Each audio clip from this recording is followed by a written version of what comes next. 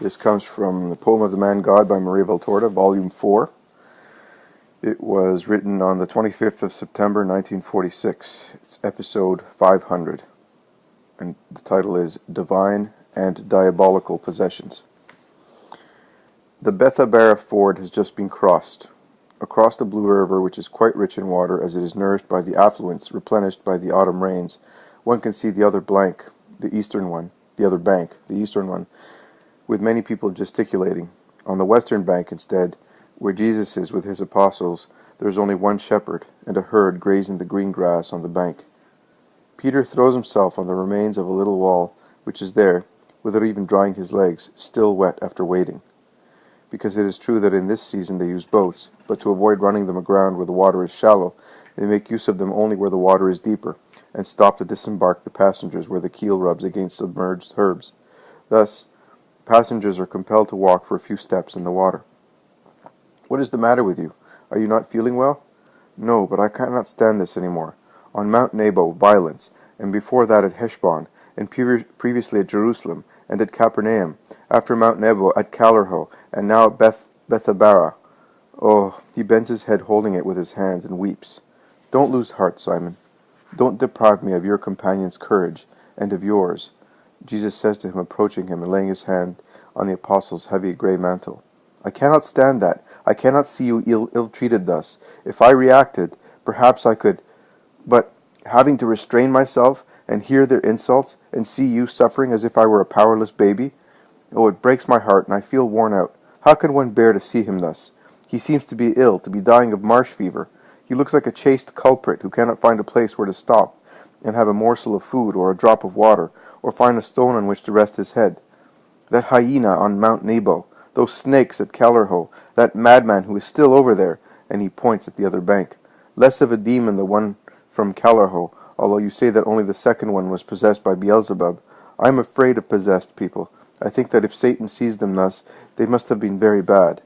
But man may fall without being completely willing to do so. Those instead who, without being possessed, behave as they do, with their reason completely free. Oh, will you never subdue them, considering that you do not want to punish them? And they will defeat you." And the faithful apostle, whose tears had stopped during his outburst of anger, resumes weeping bitterly. "My dear Peter, and do you think that they are not possessed? Do you think that to be possessed one must be like the man from Calarho, or like the other who we have come across? Do you think that obsession is displayed only by unbecoming shouts, by bounds, by fury, by mania for living in dens, by stubborn silence, by impediments in the limbs, by benumbed minds, so that the person possessed speaks and acts unconsciously? No.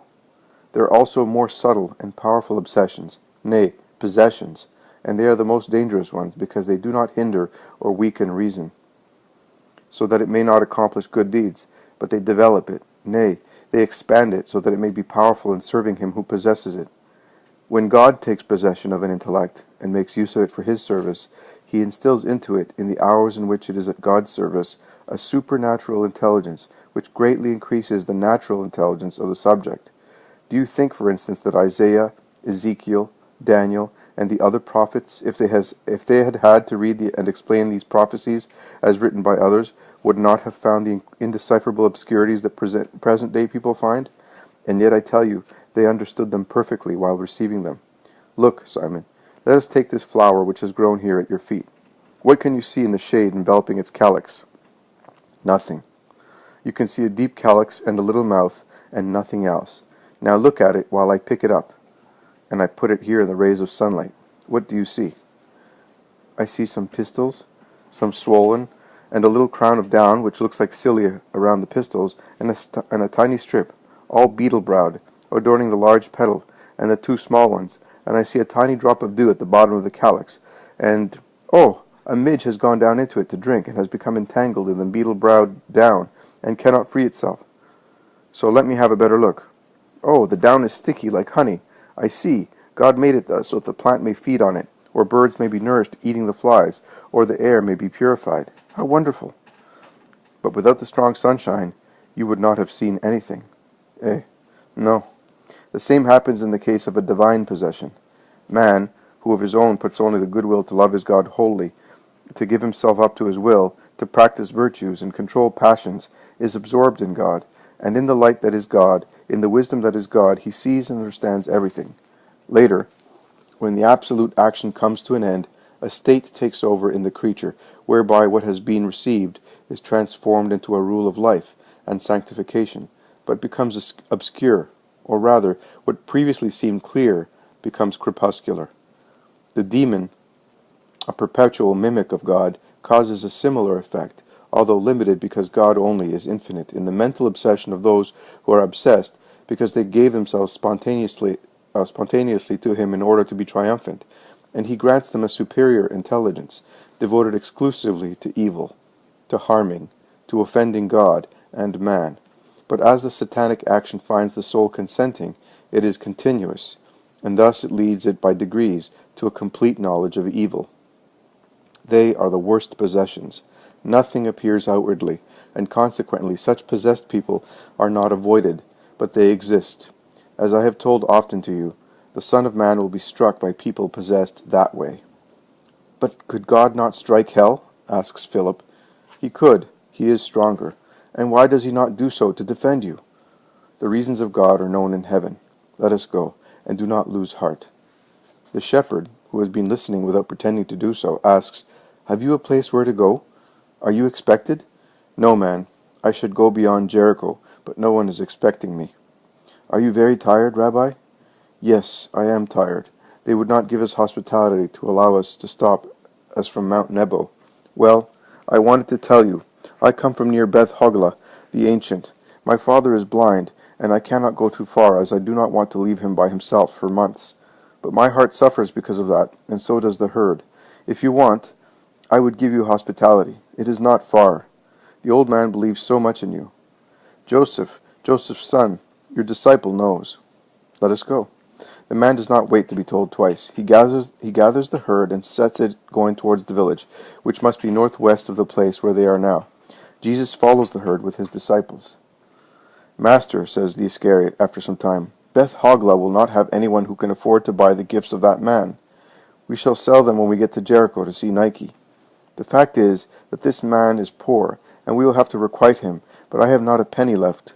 We have food, and plenty of it, also for some beggars. We need nothing else for the time being. As you wish, but it would have been better if you had sent me ahead. I could have. It is not necessary. Master, that is lack of trust. Why don't you send us as you did previously by twos? Because I love you, and I take care of your welfare. It is not right to keep us unknown like this. People will think that we are not worthy, not able. Once you used to let us go. We preached, we worked miracles, we were known. Do you regret that you no longer do so? Did it do you any good to go without me? You are the only one to complain that you do not go by yourself. Judas. Master, you know whether I love you, says Judas resolutely. I know, and I keep you with me that your spirit may not become corrupted. You are the only one who gathers and hands out, sells or barters on behalf of the poor. That is enough, even too much. Look at your companions. Not one of them asks for what you ask.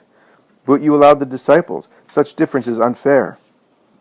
Judas, you are the only one to say that I am unjust, but I forgive you. Go on and send Andrew to me. And Jesus slackens his pace to wait for Andrew and speak to him privately. I do not know what he says to him. I see Andrew smile gently and bend to kiss the hands of the Master, and then go on. Jesus remains alone behind them all, and he proceeds with his bowed head, wiping his face with the hem of his mantle, as if he were perspiring. But the drops streaming down his emaciated, pale cheeks are tears, not beads of perspiration.